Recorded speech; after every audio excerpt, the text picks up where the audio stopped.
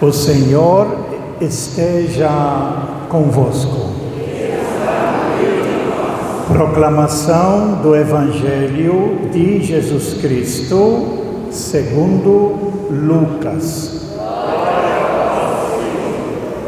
Naquele tempo, os pastores foram às pressas a Belém e encontraram Maria e José, e o recém-nascido deitado na manjedoura.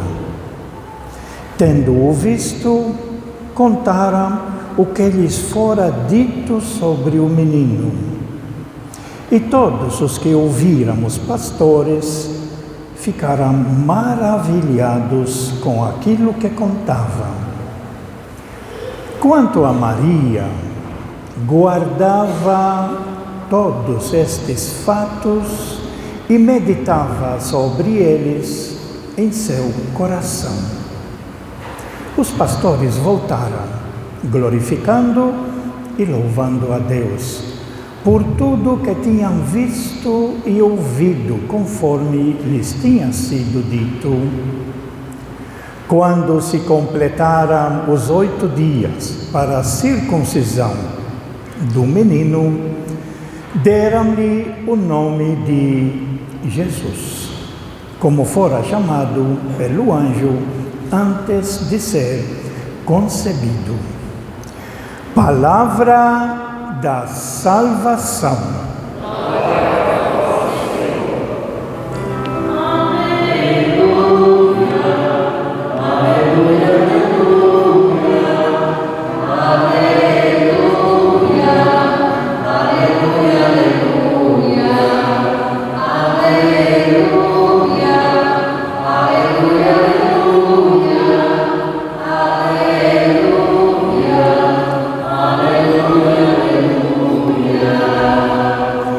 Que estas palavras sirvam para o perdão de todos os nossos pecados.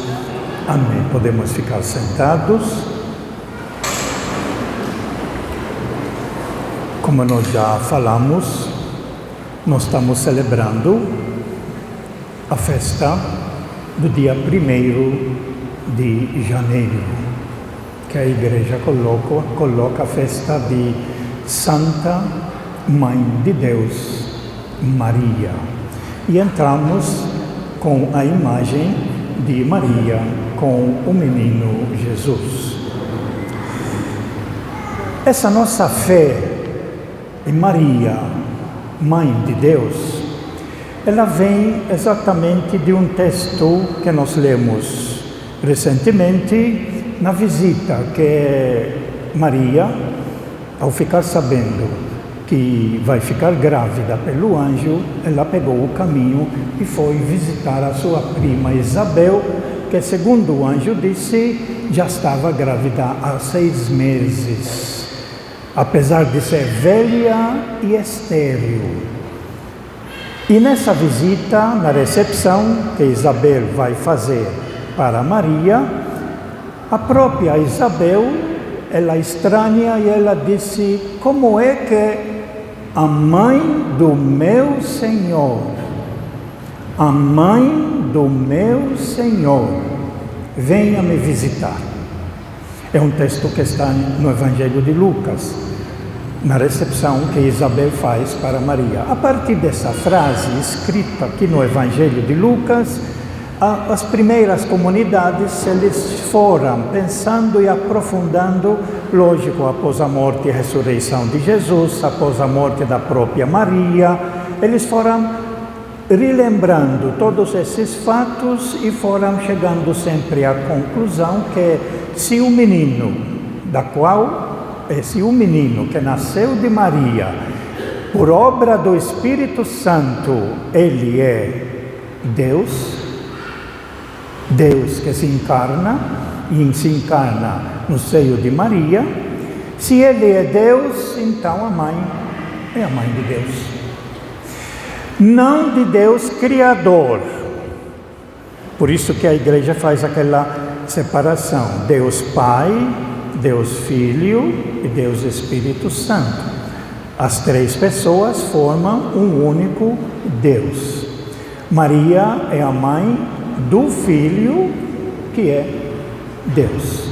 Portanto, desde os primórdios da igreja, os cristãos sempre acreditaram, então, e deram esse título a Maria, Mãe de Deus. Na liturgia de hoje, a igreja nos apresenta uma leitura da visita dos pastores. A visita dos pastores, vocês sabem que na noite de Natal nós celebramos aquele nascimento de Jesus. Os anjos aparecem também aos pastores. Quando o anjo vai dizer do Senhor apareceu aos pastores, a glória do Senhor se envolveu em luz e eles ficaram com muito medo. Mas o anjo disse aos pastores: não tenham medo, para vocês eu anuncio a boa nova. Eu anuncio a boa nova, e a boa nova é essa, que será uma grande alegria para todo o povo. Hoje, na cidade de Davi, porém em Belém, na cidade de Davi, nasceu para vocês um Salvador. É a mesma frase que depois, na missa que nós celebramos da Sagrada Família, que foi hoje de manhã, o próprio homem velho, Simeão, ele disse: ele vai ser o Salvador do mundo, vai salvar o mundo todo. Nasceu para vocês um Salvador, que é o Cristo, que é o Messias, que é o esperado, que é o ungido, que é o escolhido de Deus, o Senhor.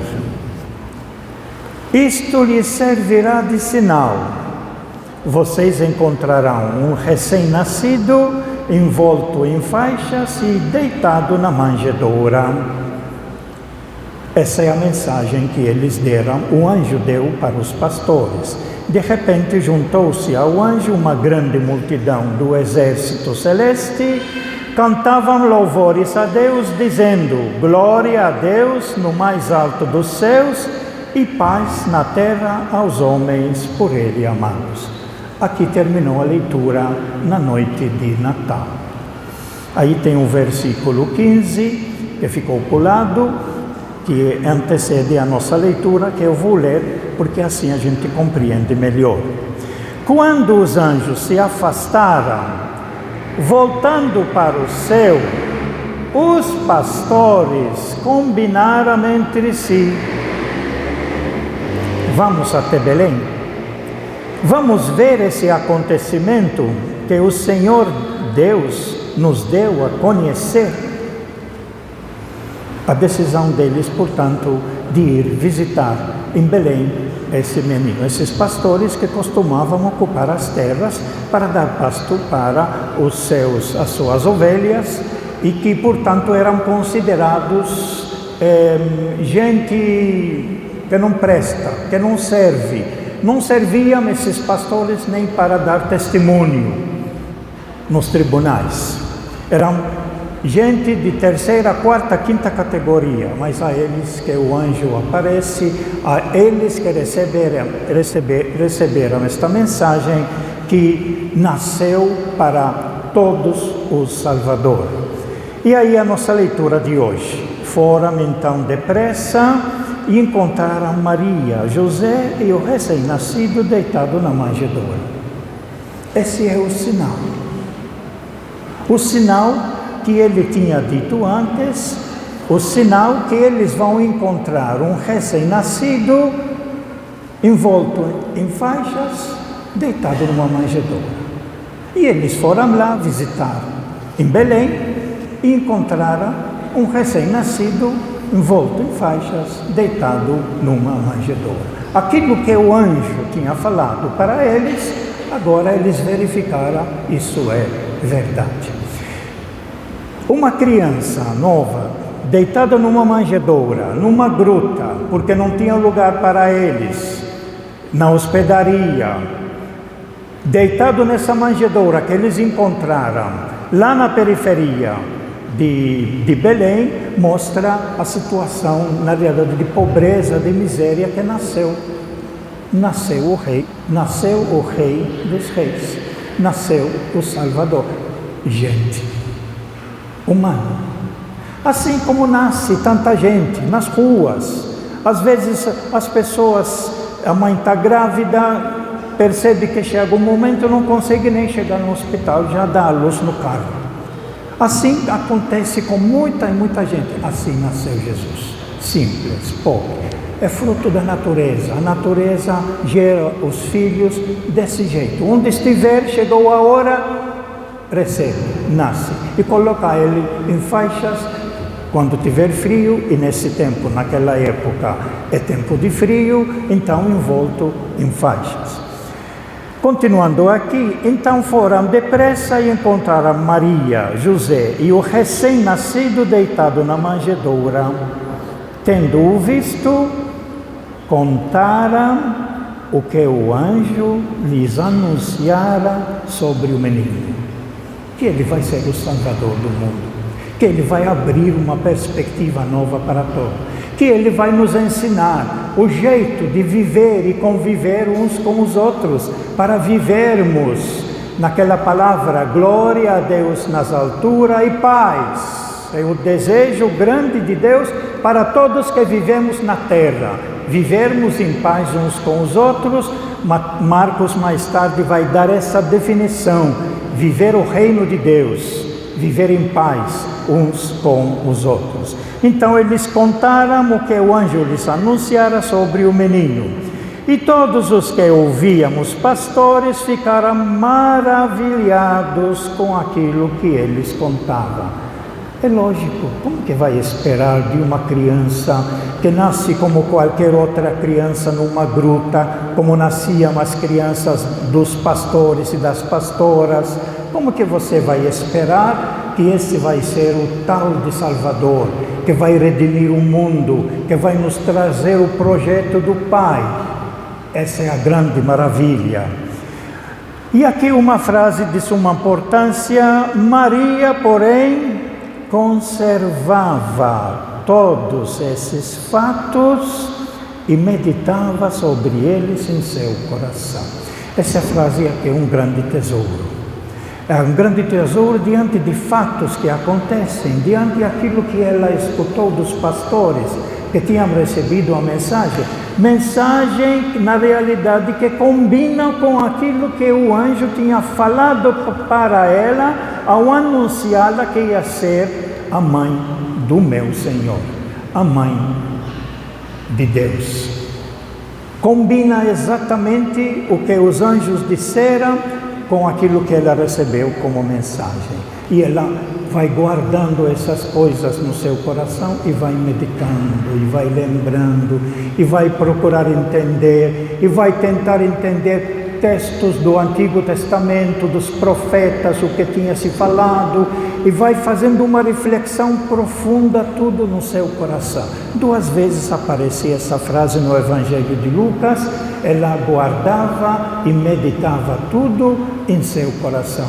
É uma coisa muito importante para a nossa vida, diante dos acontecimentos que acontecem na nossa família, com cada um de nós, com os nossos vizinhos, com os outros, com a realidade, a gente guardar no coração e ir pensando, ir meditando, não deixar fatos passar a limpo simplesmente sem a gente meditar e refletir. Por que é que acontecem essas coisas? Qual é o significado de tudo isso que está acontecendo? Precisamos aprender de Maria, a gente não esquecer as coisas que acontecem, mas guardar no coração para poder meditar e aprofundar. Os pastores voltaram glorificando e louvando a Deus, principalmente porque eles viram uma realidade que coincidiu exatamente de acordo com os anjos tinham anunciado, verificaram que esta realmente é a verdade, por isso glorifica e louva a Deus. Por tudo o que haviam visto e ouvido. Visto pelos próprios olhos, ao visitar, e ouvido do que os anjos tinham falado, que exatamente combina uma coisa com outra.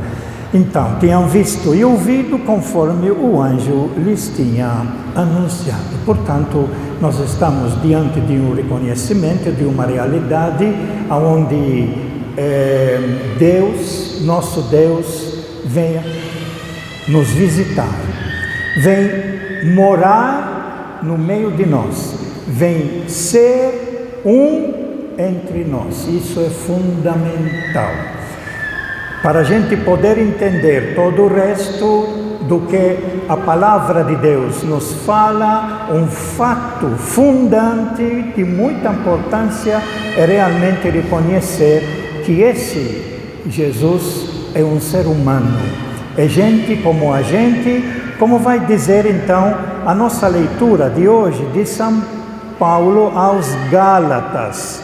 É uma leitura muito curta, porém tem muito significado, dizendo: quando se completou o tempo previsto, Deus enviou o seu Filho, o Filho de Deus, por isso a mãe do Filho de Deus, a mãe de Deus, nascido de uma mulher, que é Maria, nascido, segundo diz a leitura da festa Sagrada Família, cumpria tudo de acordo com a lei do Senhor, repetido 5 vezes na missa que nós lemos hoje no Evangelho.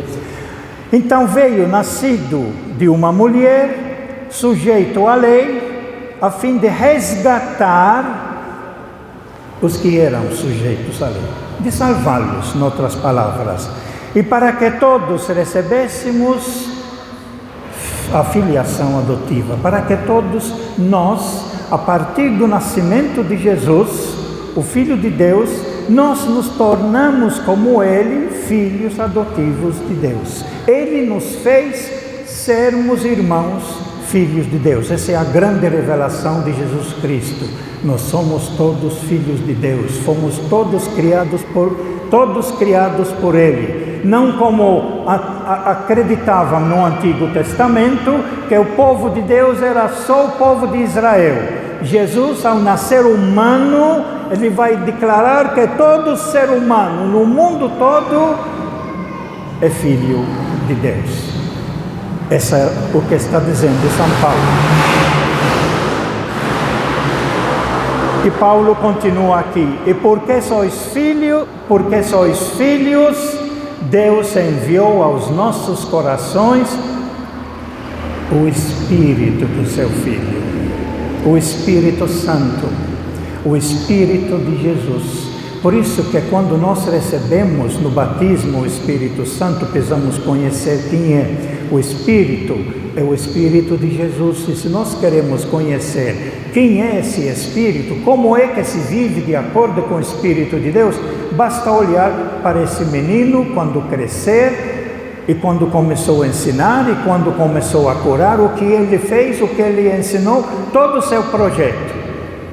Todo o seu projeto é o Espírito de Jesus. E que nós também recebemos, mas vamos receber cada vez mais que nós conhecemos quem é esse Jesus e em que consiste o seu projeto. Assim, diz Paulo, já não és escravo, mas filho. E se és filho, também és herdeiro de tudo por graça de Deus, não por nosso merecimento. É Deus que se doa para nós, é Deus que vem nos visitar, é Deus que habita no meio de nós, é Deus que nos dá a graça gratuitamente, é Deus que derrama sobre nós a sua misericórdia, é Deus que quer nos salvar. sem merecimento nenhum nosso. Essa é uma ideia muito forte na teologia paulina, de mostrar que tudo que nós somos, tudo que temos, tudo que recebemos, foi Deus que nos deu. Nada é capacidade nossa. E se nós somos capazes de fazer alguma coisa, foi a graça de Deus que nos deu. É Ele que é o grande doador dos dons, doador da vida. Nesse dia, a igreja estabeleceu, dia 1º de janeiro agora, ela estabeleceu que é o dia 1º de janeiro, é o dia da paz.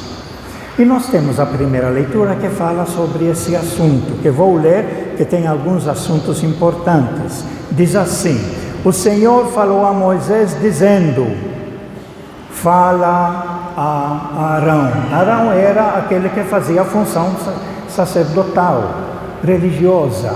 Moisés era o organizador e o irmão Arão fazia as bênçãos, fazia o rito, ele era encarregado por isso. Então fala a Arão e a seus filhos.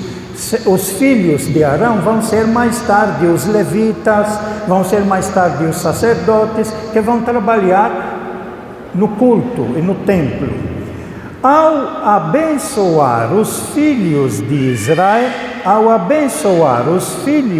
os filhos de Israel, dizei-lhes: o Senhor te abençoe, te dá bênção. Quando quer a bênção, eu te quero bem. Eu te quero bem. E te guarde do mal. Te guarde do mal. Então, além de querer o bem, te previne para não cair na tentação, para não cair no mal, algo que Jesus vai colocar no Pai Nosso posteriormente. Outra coisa, o Senhor faça brilhar sobre ti a sua face. Essa era uma ideia muito importante. Quando a gente quer o bem às pessoas, a gente vira a face para a pessoa. Quando você não quer, você vira a face para trás. Não quer. Agora está pedindo aqui: o Senhor te abençoe e te guarde, o Senhor faça brilhar sobre ti a tua face. Portanto, Ele olha para você. Ele olha para você, Ele te acompanha. E outra coisa que fala: e te compadeça de ti. Te compadeça de ti, tem pena de ti. Se tiver errado, Ele tem pena, Ele tem misericórdia, Ele quer te ajudar. Isso está contido na bênção.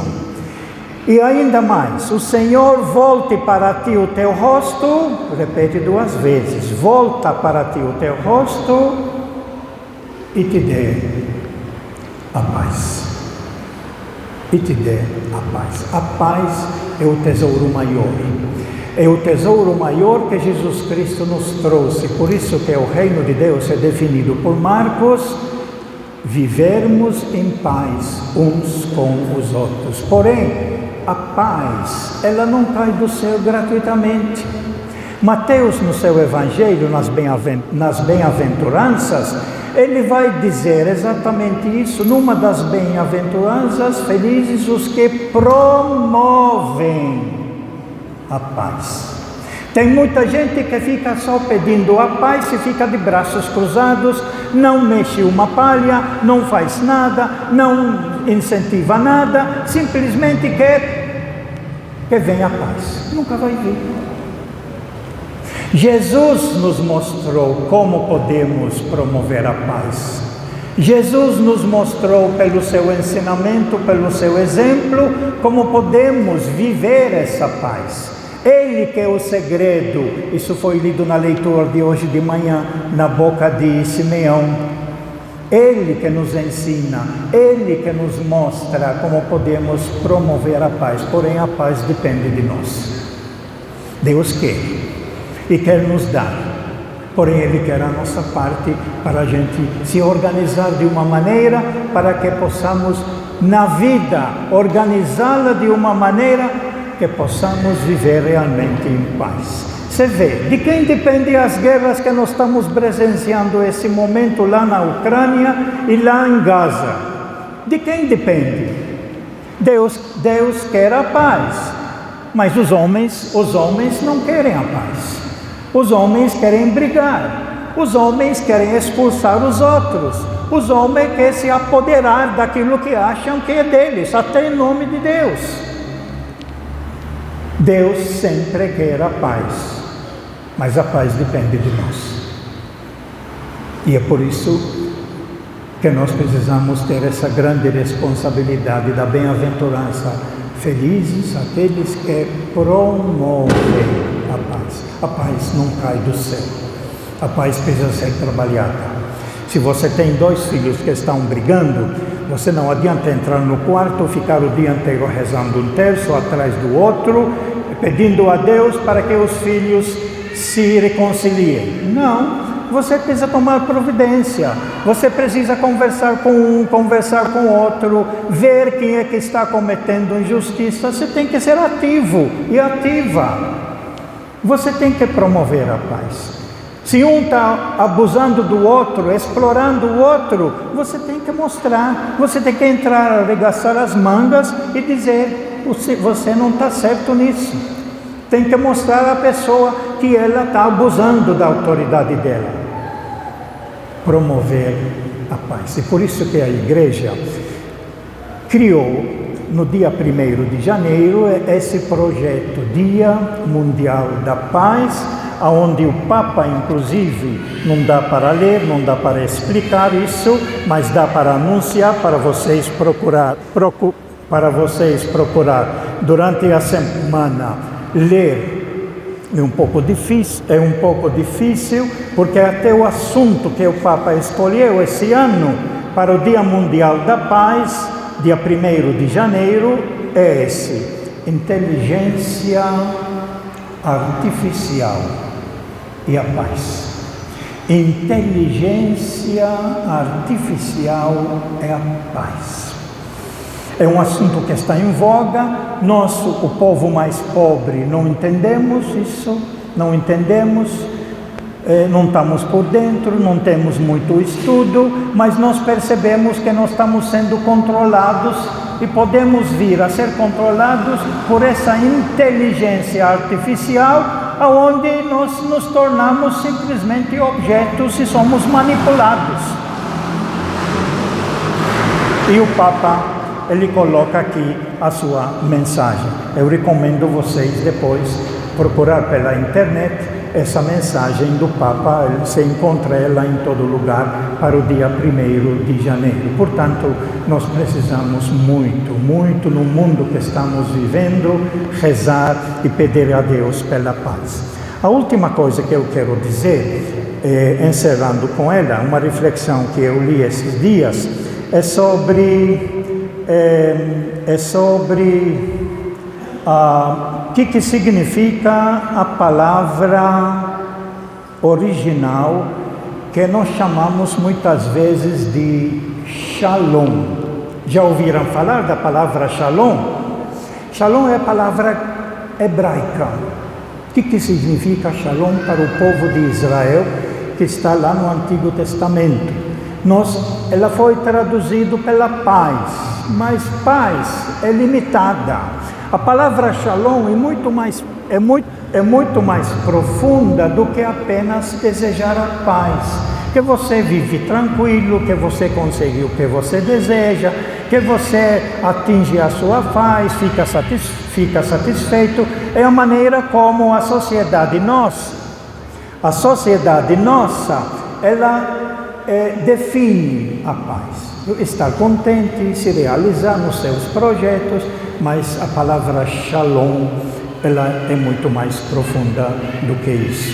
O que significa a palavra Shalom? Segundo um padre que estava estudando em Roma, fez uma grande pesquisa e ele foi para um rabino pedir a ele, me ensina o que significa a palavra Shalom. E ele disse coisa muito simples, para ele no início não entendeu. A palavra Shalom significa que você possa se desenvolver em toda a sua plenitude, em toda a sua capacidade que Deus lhe deu. Você deseja ao outro, quando diz para ele Shalom, que você pudesse se crescer, se desenvolver, chegar à plenitude máxima que você consegue chegar, mas não para si, para poder gerar a paz ao seu redor, para poder ser útil para os outros naquilo que você se desenvolveu.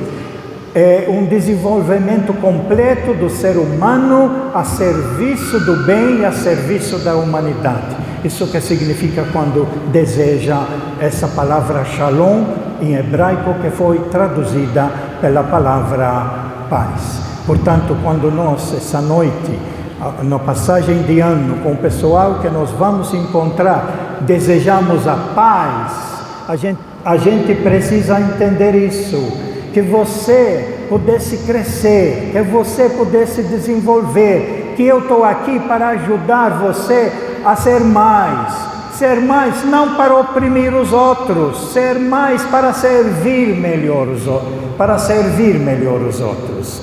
Então, quando nós damos o abraço da paz, se dar a mão, eu quero o bem para você, eu quero te ajudar. E Ele te dá a paz, Ele está dizendo para você, eu lhe desejo tudo de bom para você, tudo aquilo que faz você viver feliz, tudo aquilo que você faz você servir os outros. Isso se chama a palavra Shalom. Vamos repetir todo mundo juntos? Shalom. De novo, Shalom. Desejo completo para o seu bem, da sua família e de todos, filhos de Deus, que somos todos nós. Louvado seja nosso Senhor Jesus Cristo. Creio em Deus